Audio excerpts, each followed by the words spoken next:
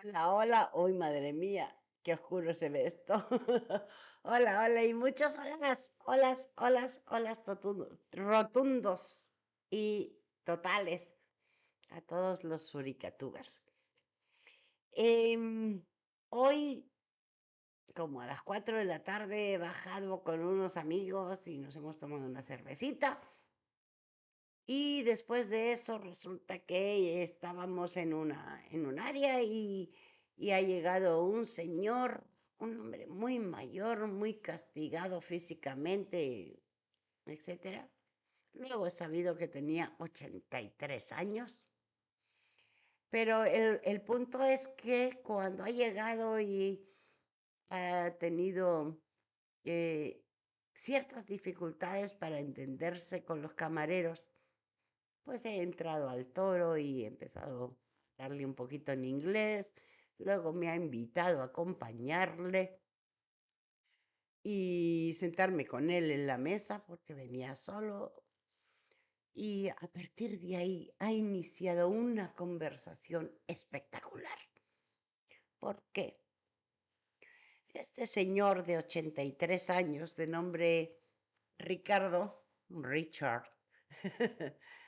Ricardo, lleva desde el 2014, es decir, unos 11 años, viviendo en el pueblo donde vivo.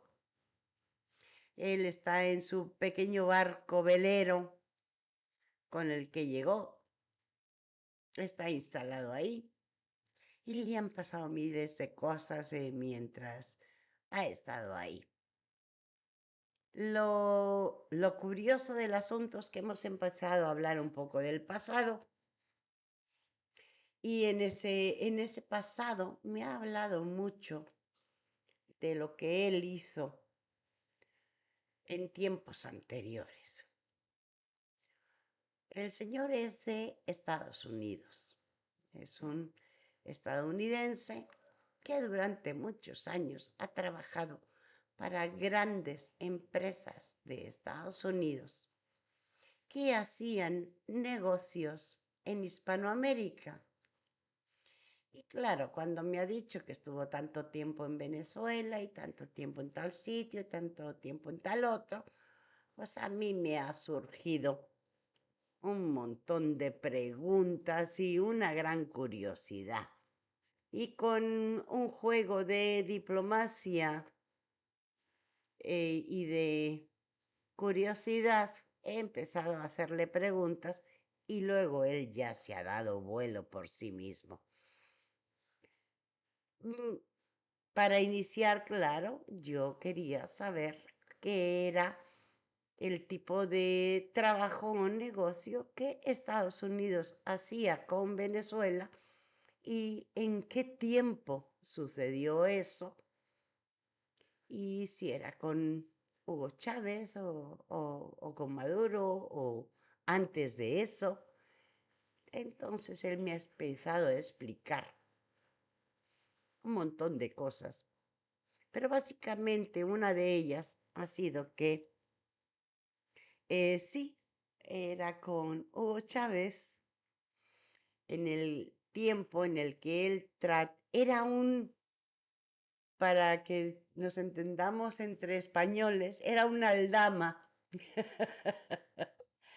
que era un negociador, un interlocutor entre ambos países. Es decir, Estados Unidos tenía X cantidad de posibles negocios que estaban relacionados con la Venezuela de Chávez y enviaban a alguien intermedio para que después de 2, 3 años viviendo en Venezuela tuviera los contactos suficientes como para hacer ese negocio.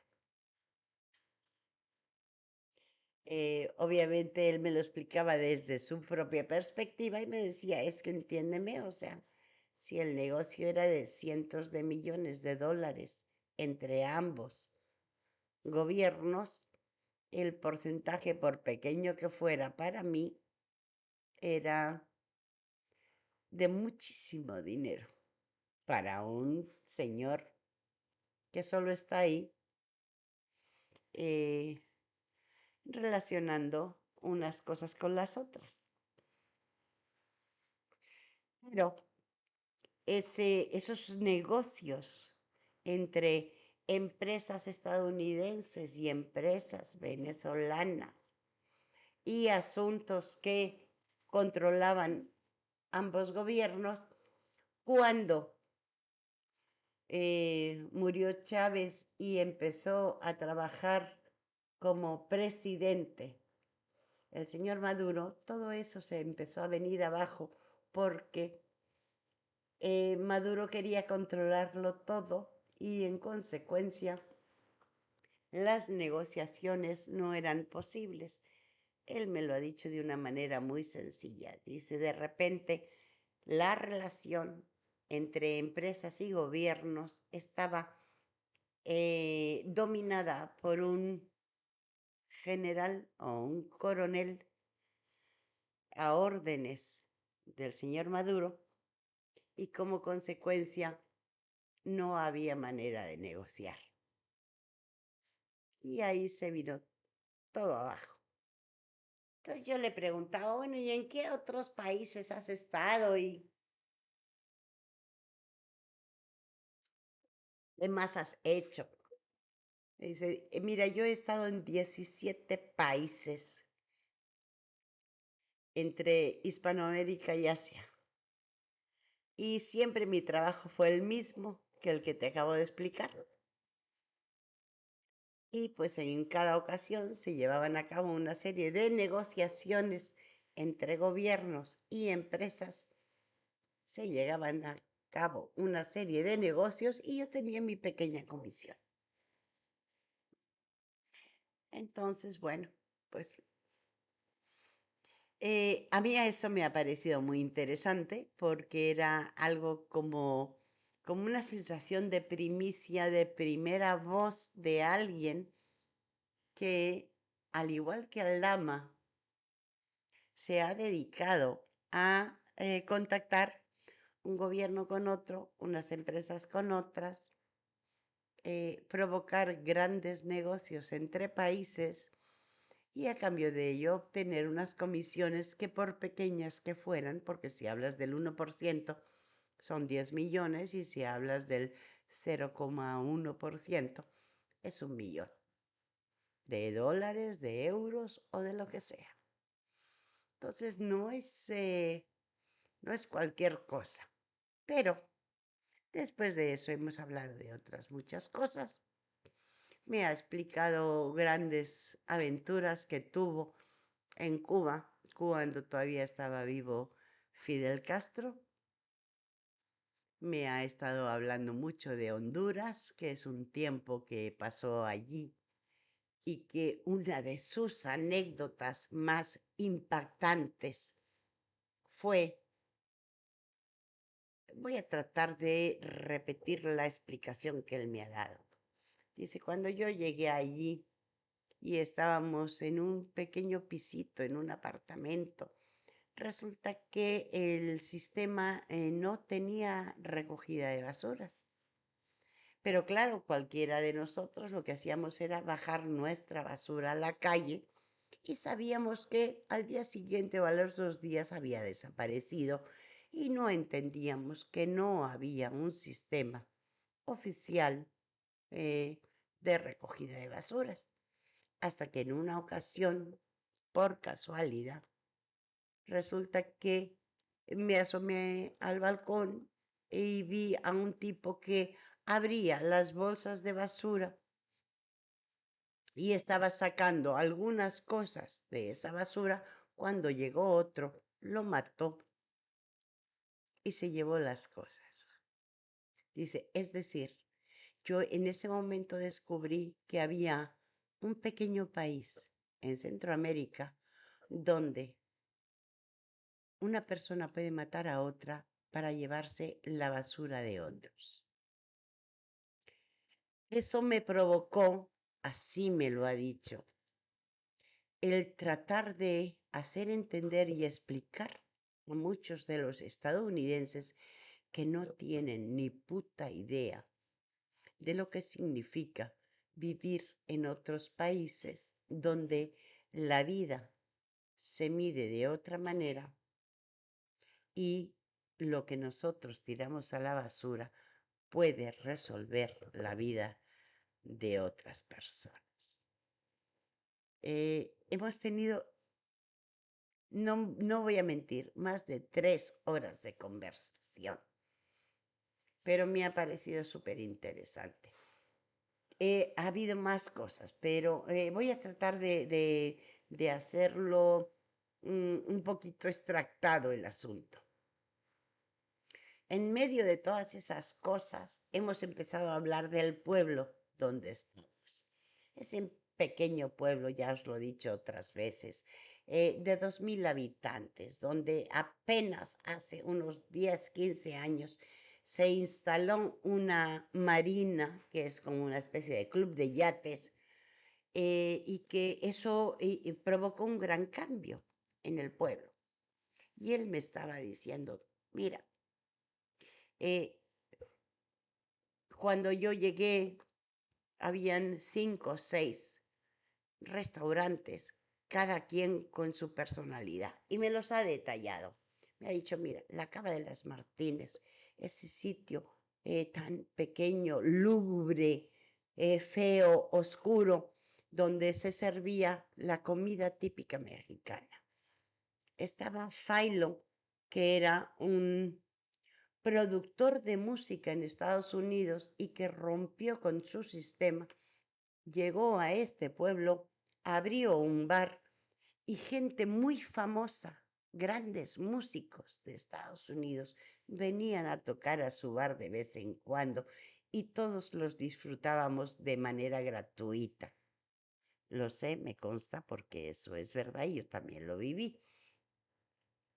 Entonces me dice, luego estaba Ana Bananas. Ana Bananas era un sitio feo, lleno de mosquitos, lleno de iguanas, donde todos los veleristas llegaban, podían tomarse una cerveza, escuchar música country y cosas por el estilo, pero era una sociedad entre hippie y libre por decisión propia. Estaba el Black Forest, que son unos alemanes, donde se vivía un ambiente muy europeo, muy sofisticado, y al que íbamos 1 o 2 veces al mes porque era el más caro, pero que nos gustaba porque había un ambiente tan europeo precisamente, tan sofisticado, tan delicado, que de vez en cuando nos apetecía estar en ellos. Y luego estaba un sitio que se llamaba Yayas, al que íbamos a desayunar o a comer o a cenar y hacíamos 1000 animaladas porque resulta que ahí la libertad era absoluta. Entonces yo le he dicho, oye, pues yo no me he presentado hasta ahora, mi nombre es Silvia, pero la gente del pueblo me llama Yaya. No puede ser, tú eres la Yaya de Yayas. Sí, claro, o sea, dice, bueno, pues vamos a hablar de eso. Resulta que todos esos negocios que tuvieron 10, 15, 20, 30 años en este pueblo, después de que llegó la Marina, todos se han ido. Y le digo, pues sí, es verdad. Después de la Marina, ¡pup! Prácticamente los han cerrado. Queda la Martínez, que está a punto de cerrar porque están construyendo un edificio detrás de ella y al mover los cimientos de su casa se está viniendo abajo. Y queda el Black Forest, que lleva 2 años tratando de vender el negocio por una serie de circunstancias personales, pero ya no, los otros ya no están. Me dice, ¿sabes por qué pasa todo eso? Porque en lugar de estadounidenses, esos estadounidenses locos, libres, hippies, del rock y las drogas y todo ese puto desmadre que fuimos llegando y estábamos entusiasmados con integrarnos en un México marrano, sucio, desagradable, pero al mismo tiempo libre, al mismo tiempo hospitalario y demás. Y ya casi no estamos llegando. ¿Por qué? Porque solo están llegando canadienses, tanto los de habla inglesa como los de habla francesa, están llegando canadienses. Y esos con su complejo de europeos exigen a todos los negocios, incluyendo la tienda, incluyendo los que solamente te venden el pan del día, o sea, la panadería, a todos les exigen que hablen inglés y francés, o inglés o francés. Están llegando a instalarse en esos nuevos edificios que son de apartamentos supuestamente de lujo, donde tienen vista al mar, porque ellos no entran en el mar, sino simplemente lo quieren ver. Esos nuevos turistas que están llegando a este puto pinche pueblito de mierda de 2000 habitantes, lo están cambiando de tal manera que esos negocios tradicionales se están muriendo. Tenemos que hacer algo para que eso no pase. Bueno, yo de alguna manera me estoy empezando a comprometer con un negocito para, precisamente para eso, para que eso no pase. Pero mientras tanto, tomo buena nota de lo que nos dicen los turistas de toda la vida, que han llegado a disfrutar del México real sin querer cambiarlo por esos otros turistas con complejo de europeos que para poder estar a gusto quieren que el pueblo cambie y sea como su país. Hasta ahí llego con esta mini reflexión del día que me ha dejado impactada porque